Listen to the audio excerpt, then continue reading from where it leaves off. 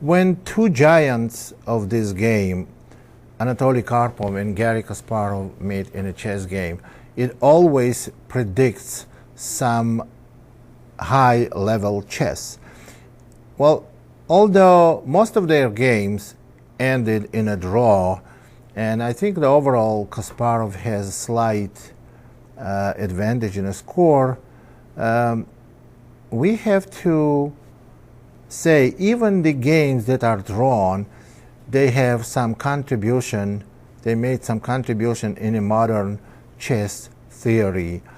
And not too often they have a resulting game like one side wins when they play each other in the tournament. Most of the games they are drawn. However, this next game is very, very rare for in the history of the chess, when two giants play and one of them loses in 20-some moves with a white. That's how powerful was Kasparov's opening preparation and how aggressive was his opening play. One little mistake and white was done. Let's go through this game. I remember the game was played in Linares, Spain tournament, very famous tournament in 1993. And I remember when this game was played, whole chess world was talking about this game. Let's go with this game. D4, knight f6. And when we talk about Kasparov and Karpov playing in the tournament, well, it's highly it's highly probable that opening will be Grunfeld defense or King's Indian. Here's the King's Indian played by Kasparov and Karpov's favorite Zemish variation. C4, G6, knight C3, bishop G7, E4, D6, F3, castle, bishop E3, E5, knight G2, C6. It's all, of course, the opening part. Queen D2, knight B D7, rook D1. We're not going to discuss this because this is rook D1 move was played many times and has been played and analyzed. And there is a reason why white does not castle, because black gets kingside attack, queenside attack. So rook D1 move was played before. So A6. And here Karpov made a move that is a very questionable quality move. He played d takes e. Now let me explain you why is this questionable move. Because obviously when you play d takes e, you don't expect your opponent to play d takes e, because then you go c5 and you're going to have some advantage. After knight a4 and knight e2 c3, white is going to be a little better. Obviously you expect black to play knight takes c5. But playing, now this is already going to be very sharp. White is behind in development. Even though this is a theory, to play this position against Kasparov, playing of his, this is a tactical genius, plus he has contributed to chess theory of the openings more than any player ever before in history. So when he plays this variation, you must know he knows something, and there is a big danger. That it was little careless of Karpov going for this variation. D takes e, knight takes e5, b3, and the b5. Now, what should white do in this position? If queen takes d6, then queen takes d6, and then rook takes d6 after bc, black is much, much better. White cannot capture because knight takes c4 is very unpleasant. Otherwise, black is threatening knight d3 check, and white is not doing well. So in this position, Karpov played c takes b, and Kasparov played a takes b, queen takes d6. And here is, you cannot say queen takes d6 is a bad move. Maybe white is in trouble after this move. But what is white to do? They are already way behind this development.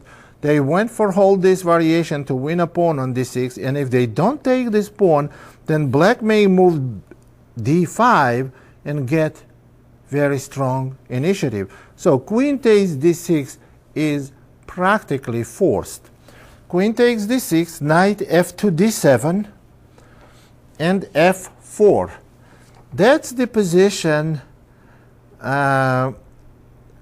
Karpov was going for, but he overlooked very strong move by Kasparov, is b4. And after b4, white has serious problems. Now, knight a4 is not good because rook takes a4. And after rook takes a4, there are a few opportunities white has. And f takes e, bishop takes e5, and this is not good. And what else can, if b takes a, then knight c4, also very, very powerful. And after queen d3, knight b2, getting the exchange back and having much, much better position. So in this position, white simply played knight b1. Notice that after f takes e, then b takes c, position is very difficult for white. Bishop takes e5, maybe a next move, or maybe rook takes a2.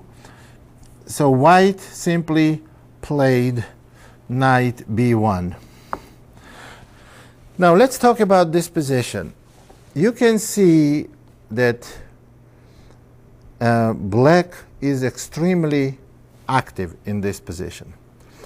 You see the a2 weakness. White's king stuck in the center and their pieces are undeveloped.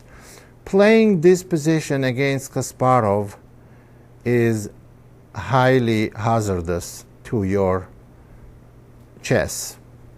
So let's see what happened. Knight g4, bishop d4.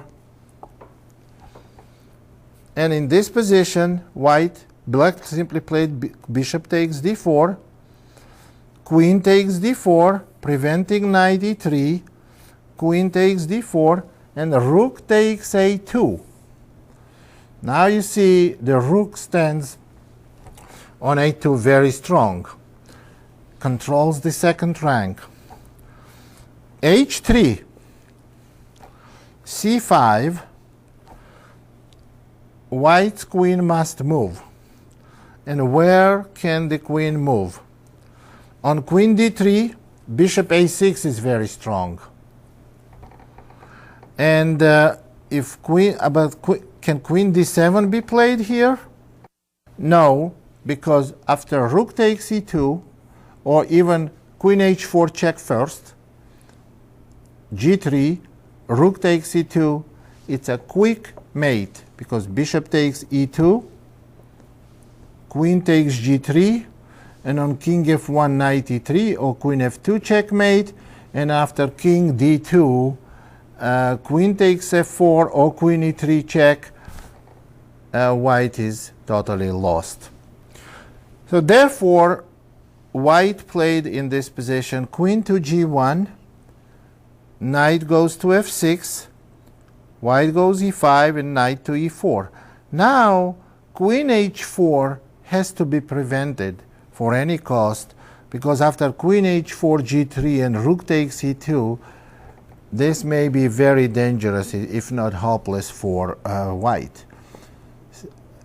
So white chose h4. But then black goes c4. Now you see they open more files and maybe creating the pass pawn. Now if b takes c, then maybe b3 followed by queen a5, totally disastrous check. So after c4, white went knight c1. Now simple rook b2 would have been sufficient, but Kasparov chose c3, which is also very strong move. Knight takes a2 and c2. Well, the best move for white would have been rook c1, and after c takes b, rook takes b1, knight takes e5. Black still has threat of queen d2 checkmate and very strong position, but that was the best continuation for white. White played instead queen to d4, and that loses immediately. After black played c takes d queen, king takes d1, and now knight d to c5. Now this is absolute murderous move. After queens get exchanged, white is totally lost. Attack is unbearable. Well, if white goes king e1 in this position, for example, then simply bishop g4, threatening rook d1 mate, and after bishop e2, bishop takes bishop, and knight g3 check, winning material. So in this position, white played king c2, then knight f2 creates very unusual mating net. After rook g1, bishop f5. Actually, after knight f2 move, white already resigned, but on rook g1 would have been bishop f5 check, king b2, and knight d1 check, forcing only move. It's king a1 or king c1. It doesn't matter. They both end with knight takes b3 checkmate. Very, very unusual game. Actually, it's very pretty game. Very powerfully played by Kasparov. And I have to, if there is any disadvantage of the game, just like in one of the games we did before, that white's resistance was not on very high level. Actually, one mistake, maybe it's not so much resistance in whole game, but one opening mistake, which happens very frequently when you play Kasparov. One little mistake in the opening and you go downhill very, very rapidly.